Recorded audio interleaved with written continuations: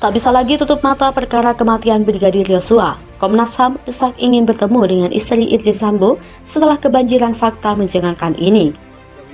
Semua hal terkait peristiwa ini pasti kami tanya. Semua hal atas tindakan, apakah itu tindakan yang menurut teman-teman, menurut publik, misalnya ini kurang rasional dan sebagainya, ataukah itu logis dan sebagainya, atau penglihatan orang ini luka tembak, luka sayatan, luka macam-macam. Ya, kita harus uji dia. Begitu kita ketemu di TKP, kita datang ke TKP, polisi, penyidik itu langsung mengeluarkan hipotesis.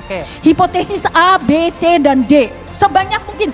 Mana yang paling, hipotesis 1 gugur. Oh begini, hipotesis kedua gugur. Kok ada setia? Hipotesis ketiga, ini yang paling dekat 3.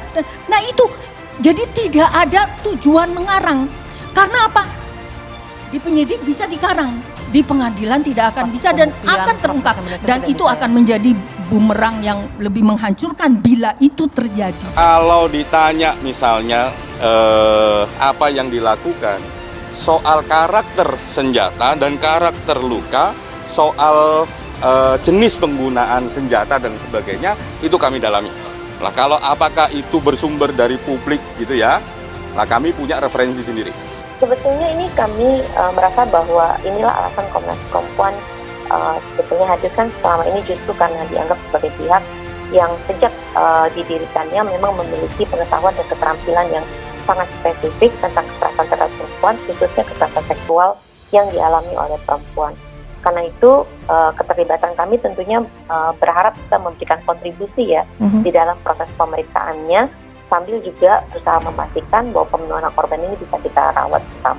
Tetapi yang saya ingin tegaskan juga Mbak Tindi di sini adalah persoalan spekulasi tentang peristiwa penembakan ini kami harapkan tidak membebani justru korban yang seolah membuat kita justru menyudutkan korban, karena ini akan menghambat proses dari korban untuk memperoleh keadilan dan juga pemulihan bagi dirinya. Komisi Nasional Hak Asasi Manusia ingin bertemu dengan Irjen Verdi Sambo dengan istrinya. Hal ini disebutkan mereka setelah mengantongi banyak informasi dari keluarga Brigadir J atau Nofriansyah Yosua Huta Barat. Brigadir Yosua adalah polisi yang meninggal ditembak di rumah Kepala Divisi Profesi dan Pengamanan Polri Irjen Verdi Sambo. Komnas HAM sebelumnya menemui keluarga Brigadir Yosua pada Sabtu 16 Juli 2022. Anam berharap ketika Sambo menemuinya, istri Sambo, PC, bisa menemuinya. Keterangan yang dikeluarkan Polri menyebut PC dilecehkan oleh Brigadir Yosua sebelum penembakan di rumah Sambo terjadi. Namun Anam menyebut jika PC butuh didampingi saat diperiksa, Anam pastikan Komnas HAM akan menghormati itu. Peluang memanggil Sambo. Irjen Verdi Sambo sebelumnya akan dipanggil oleh pihak Anam terkait tewasnya Brigadir J di rumah dinas Sambo di Duren 3, Jakarta Selatan. Anam menyebut semua orang yang dianggap penting oleh Komnas HAM dalam kasus ini pasti akan dipanggil. Karena menurutnya Komnas HAM perlu memeriksa pihak yang akan membuat peristiwa tewasnya Brigadir Yosua menjadi terang. Sebelumnya, Brigadir Yosua diduga meninggal setelah terlibat baku tembak. Dugaan kejadian baku tembak di rumah dinas Kadif Propam di Kompleks Polri Duren 3, Jakarta Selatan itu terjadi pada Jumat lalu, 8 Juli 2022. Brigadir Yosua adalah suami dari istri Verdi Sambo. PC baku tembak dengan Baradae Ajudan Kadif Propam. Baku tembak itu disebutkan Kepala Biro Penerangan Masyarakat Divisi Humas Polri, Brigadir Jenderal Ahmad Ramadan, menyebut baku tembak itu dipicu Brigadir Yosua yang melakukan pelecehan kepada PC. PC disebut-sebut spontan berteriak dan kemudian didengar oleh Brigadir Yosua, yang juga kebetulan sedang berada di rumah tersebut. Disebutkan posisi Baradae dengan Brigadir Yosua berjarak 10 meter dan Baradae yang berada di lantai atas bertanya ada apa ke Brigadir Yosua, tapi malah direspons dengan tembakan. Dari hasil olah TKP, Ramadan mengungkapkan ada 7 proyektil yang dilepaskan Brigadir Yosua dan 5 proyektil dari Baradae. 5 proyektil dari Baradae semuanya tepat sasaran dan menyebabkan 7 luka tembak di tubuh Brigadir Yosua. Sementara itu, Baradae sama sekali tidak terkena tembakan peluru. Kasus penembakan Brigadir J di rumah Kadif Propam ditanggapi ex-Kepala Badan Intelijen Strategis. Soal kasus baku tembak di rumah Kadif Propam Irjen Verdi Sambo, diketahui kasus tersebut dinilai banyak kejanggalan. Bahkan kini dari mantan Kepala Badan Intelijen Strategis TNI menanggapi soal penembakan Brigadir J. Mantan Kepala Badan Intelijen Strategis TNI Laksamana Muda, Sulaiman B. Ponto menilai ada sejumlah kejanggalan pada kasus penembakan Brigadir J atau Brigadir Nofriansyah Yosua. Sulaiman menilai kasus penembakan ini terkesan melebar dari pembunuhan menjadi pelecehan seksual. Padahal sambung dia, kasus ini berawal dari tembak-menembak antara anggota kepolisian. Atas melebarnya spekulasi ini, Sulaiman pun menduga ada sesuatu hal yang disembunyikan. Padahal sambung dia, jika kasus pembunuhan cukup hanya melibatkan Badan Reserse Kriminal Polri. Selain itu, sejumlah fakta menunjukkan adanya hasil autopsi atas peristiwa penembakan yang menewaskan Yosua.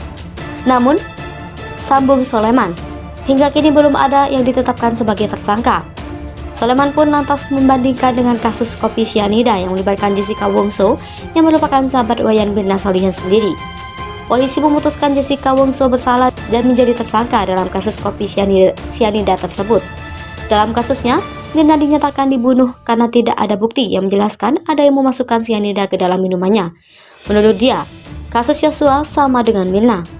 Sulaiman pun berharap polisi fokus kepada fakta yang menyebutkan adanya upaya pembunuhan terhadap Yosua. Baku tembak Ajudan Kadipropam Polri Irjen Verdi Sambo, Kepolisian RI mengungkap alasan Brigjen Nofriansyah Yosua Huta Barat alias Brigadir J ditembak mati oleh Baradae di rumah kediaman Kepala Divisi Propam Polri Irjen Verdi Sambo di Duren 3 Jakarta Selatan pada Jumat 8 Juli 2022. Karopenmas Divisi Humas Polri Brigjen Ahmad Ramadan menyampaikan bahwa Brigjen Yosua ditembak mati karena diduga melakukan pelecehan dan menodongkan pistol kepada istri Kadipropam Irjen Verdi Sambo.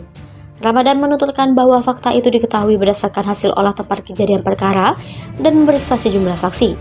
Dua saksi yang diperiksa diantaranya adalah istri Kadipropam dan Baradae. Ia menuturkan bahwa istri Kadipropam disebut berteriak akibat pelecehan yang diduga dilakukan Brigadir J. Teriakan permintaan tolong tersebut pun didengar oleh Baradae yang berada di lantai atas rumah. Menurutnya, kehadiran Baradae pun Brigadir J menjadi panik saat ditanya insiden itu. Brigadir J malah melepaskan tembakan kepada Barada yang berdiri di depan kamar. Diketahui Baradae merupakan anggota Brimob yang bertugas sebagai mengawal Kadipropam. Sedangkan Brigadir J adalah anggota Bareskrim yang ditugaskan sebagai supir dinas istri Kadipropam. Irjen Verdi Sambo masih aktif menjabat sebagai Kadipropam Polri di saat Komjen Agung dan Komjen Gatot menyelidiki kasus kematian Brigadir J yang janggal. Brigadir J tewas di rumah Kadipropam Irjen Verdi Sambo yang tugasnya menindak polisi nakal.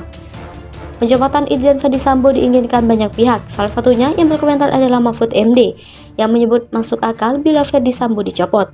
Namun bagi aktivis Andi Gani Nenawea, dirinya tidak sepakat dengan adanya usulan penonaktifan Irjen Verdi Sambo.